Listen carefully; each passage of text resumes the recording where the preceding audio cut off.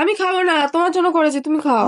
Hello সবাইকে, আজকে আমি আমার মেয়ের জন্য বানাবো চিড়ের পোলাও। আর এটা হলো শক্ত চিড়ে, যেটা জলে ভেজালেও নরম হয় না।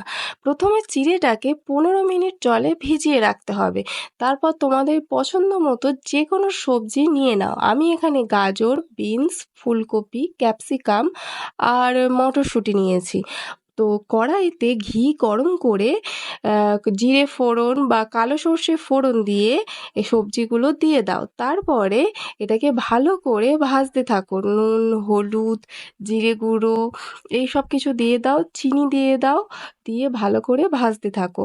সবজিটা ভালো করে সেদ্ধ হয়ে গেলে বা যদি সেদ্ধ না হয় একটু জলের ছিটে দিতে পারো। ব্যাস, সবজিটা ভালো করে সেদ্ধ হয়ে গেলে চিড়েটা তুলে নাও, নিয়ে কড়াইতে দিয়ে দাও।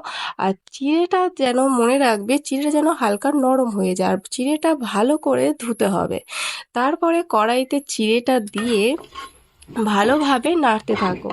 তারপরে ব্যাস হয়ে গেল তোমাদের চিড়ের পোলাও। আর আমি এখানে কোনো লঙ্কা ইউজ করিনি, কারণ এটা আমি আমার মেয়েকে খাওয়াবো।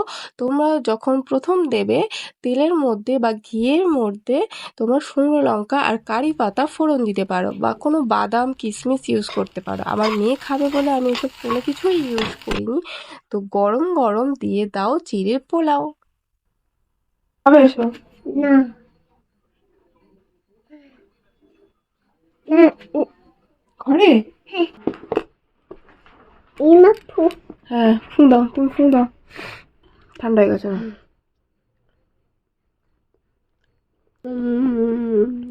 তুমি খাও। ভালো করে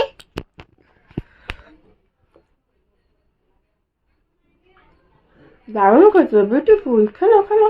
মা মা নানা করে কেমন হয়েছে? শোনো সুন্দর।